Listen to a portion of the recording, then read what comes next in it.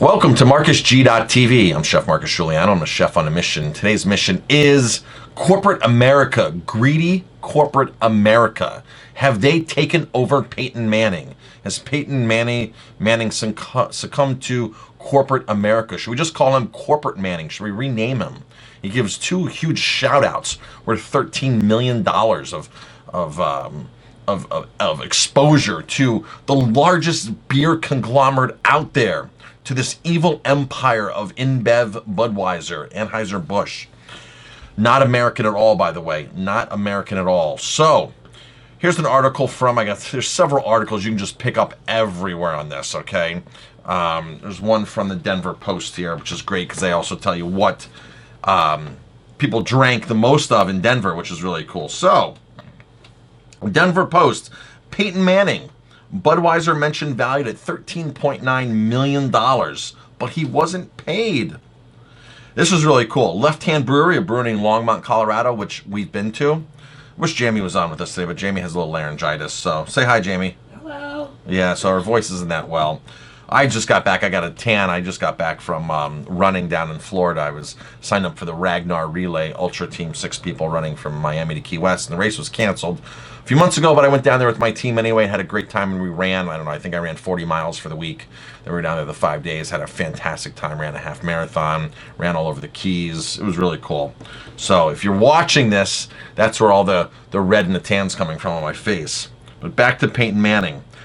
By Monday morning, the value of Peyton Manning's 2 mentions of Budweiser after the Denver Broncos win of Super Bowl 50 had zoomed to a $13.9 million. Basically, that's what the valuation was on those shout-outs. According to a firm that analyzes the value of brands. The Broncos quarterback named that beer Sunday night after the CBS reporter Tracy Wolfson asked a key question: is this your final game for your career? I'm going to drink a lot of Budweiser tonight, Tracy. I promise you that. He mentioned the beer by name again while at the winner's podium.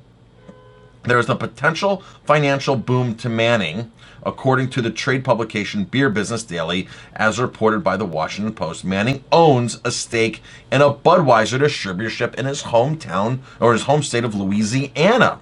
I've seen this all over. Some places say they're not sure. If you look at it on the internet, some sources say they're not sure if he still owns that. But a lot of them are saying, no, he does own significant stakes in 2 distributors of Budweiser, which we'll talk about that whole web of Budweiser products later.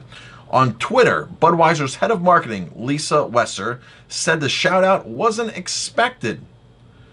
She said, Budweiser did not pay Peyton Manning to mention Budweiser tonight. We were surprised and delighted that he did.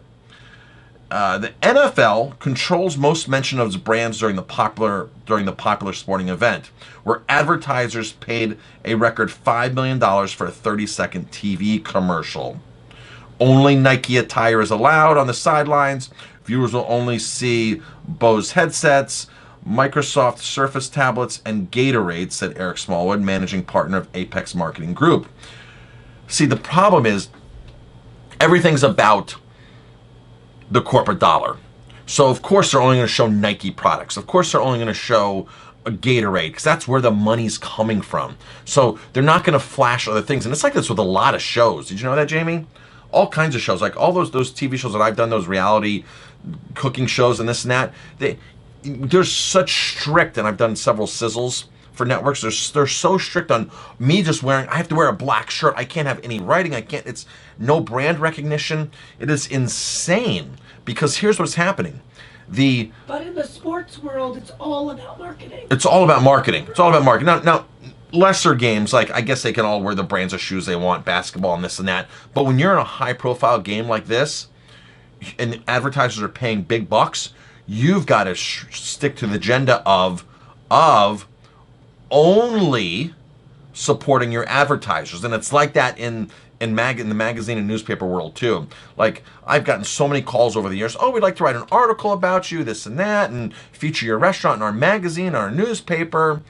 And by the way, we need you to buy an ad. Sometimes they downright flat out ask me, well, if you don't buy an ad, we're not going to write about you. Now, how is that fair journalism? It's not fair journalism. I was told by one of the an awesome culinary magazine here in the Hudson Valley Table, which is like the leading like foodie magazine in all of Hudson Valley Table.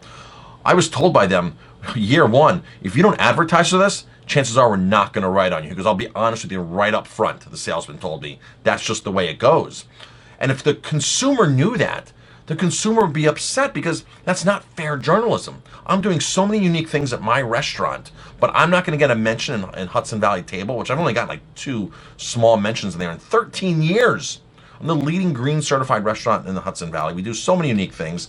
We've been here 13 years, like I said. There's been many times for them to write a story angle on us. I've done 13-day Christmas Day soup kitchens here where we give away thousands and thousands of meals. There's so many unique things that I can do, and Hudson Valley Table just is like, well, you don't advertise, so we can't write about you.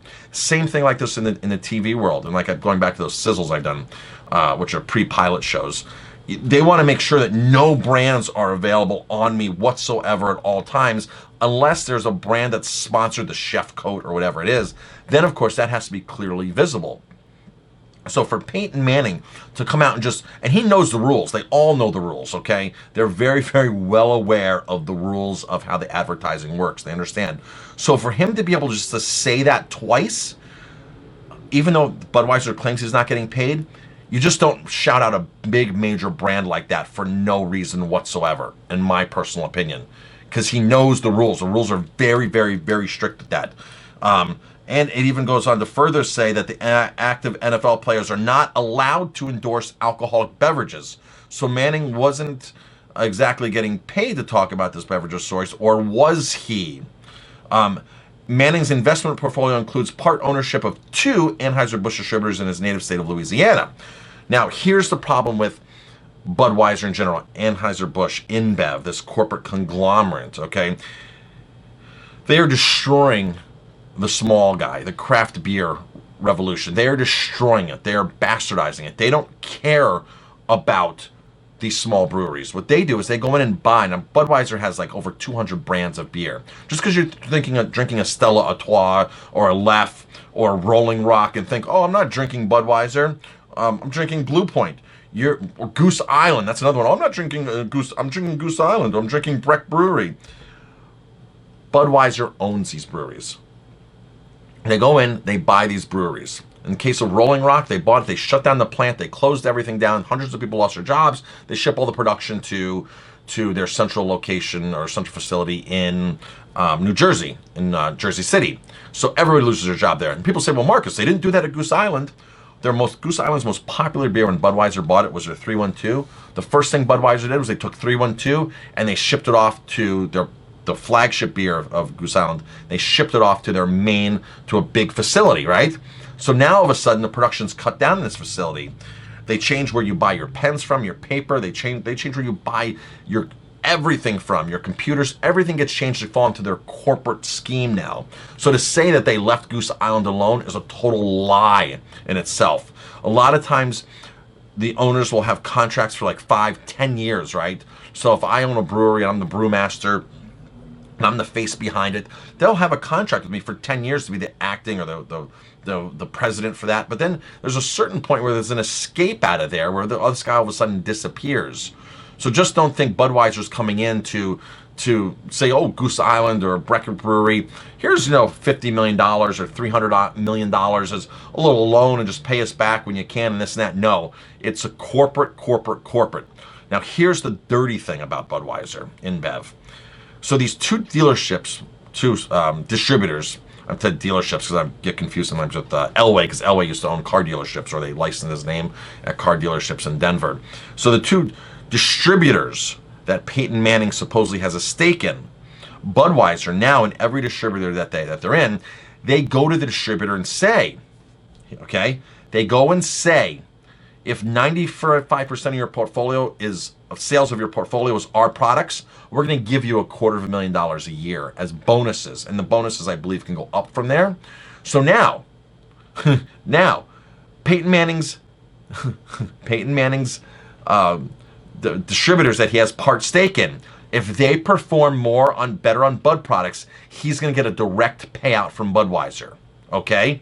That's the bottom line. He's going to get paid from Budweiser, $250,000 and up, based upon those distributorships, how much Bud products they sell. I think it starts at like 90% or 95%. So what's happening is these independent distributors are now saying, well, gee, Budweiser owns Goose Island, Budweiser owns Blue Point, Budweiser owns Breck Brewery, Budweiser owns, all these things. This is their portfolio. Let's take the little independent guys that are still independently owned, that are in our portfolio. Let's just push them off to the side and push them out of the book altogether. And that's what's happening.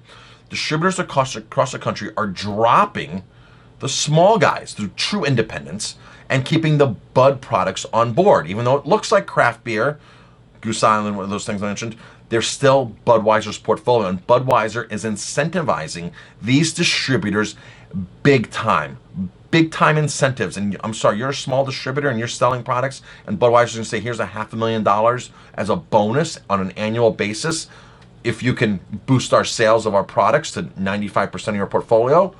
Of course they're going to do it, because they're all greedy. All these people are so darn greedy, and Peyton Manning did not do that out of the kindness of his heart.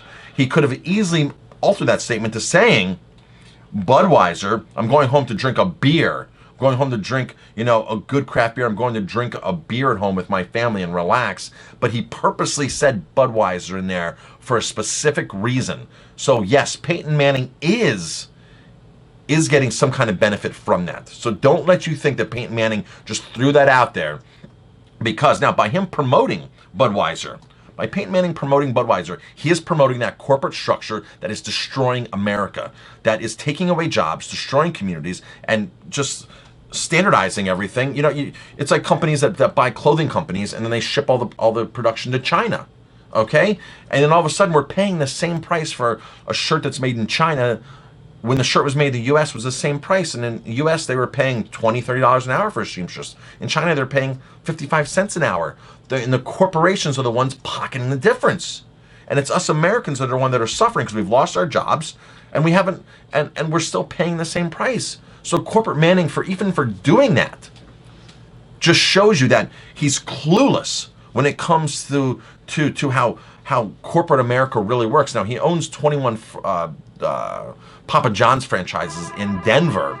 So, so he's not new to the business world by any means whatsoever. He's been in the business world. He knows what he's doing, and you gotta imagine that he's there to protect his back. He's there to line his pockets. So those Budweiser statements were definitely planned and timed. And the interesting thing was, if the other team won, Panthers, I wonder what Cam would have been drinking or what Cam would have been saying, because would there have been an opportunity for him to directly plug something? Is this the new way that companies are going to get these shout outs from these celebrities? Okay. So, Peyton Manning, I think you're a sellout. I think your name needs to be changed to Corporate Manning. And I'm a huge Bronco fan. Grew up in Colorado, huge Bronco fan. Was devastated a few years ago when they lost to the Seattle Seahawks. Devastated because it was a terrible game. But you know what? Peyton, you're in a unique place. All of you athletes are in a unique place to stand up to corporate America, to say, you know what? I'm not going to get paid $25 million from Nike to endorse something when you have taken our jobs from America and you're paying these people in other countries a fraction of what an American worker would be paid, and they're working in sweatshops, and it's unfair labor to begin with. And now all of a sudden they're turning around and paying these guys $25 million. As an athlete, you should be ashamed of yourself, because all you're caring about is just money for you. When you have the unique opportunity, you have that unique platform to educate and say, you know what, Nike, I will take your money, but I'm only going to take half of it, because I think that other $12 million should go to the people who you've been ripping off in China. Or $12.5 of that $1 million should come to the United States and support jobs here. Or I'm only going to support products that you've actually made in America, and we're going to put that on there, and we're going to promote that. But that's not the way it happens. It's just not the way it happened. It's part of the game. It's totally part of the game. It's like baseball. It was part of the game to do steroids to get ahead. Cycling, it was part of the game. Lance Armstrong was doing it because that's what everybody else was doing. Peyton Manning's doing what everybody else is doing. They're taking money from corporate America to ruin America. So, and they're using their celebrity edge because we trust them. We trust them. We trust them. Sorry, Peyton Manning. I've lost respect for you after that. It's a shame. Still a good quarterback. I can still understand you got good quarterback skills. And Budweiser, if you had a hand in this, which you did, and so you'd say you didn't, you had an indirect hand in this. It's the way you guys do it. It's the way every corporate America, these big conglomerates operate. I'm Chef Marcus Guiliano. Thanks for watching this video. Thanks for listening to my rant here about this. If you like my videos, please hit like, subscribe to my channel, and definitely pass it on.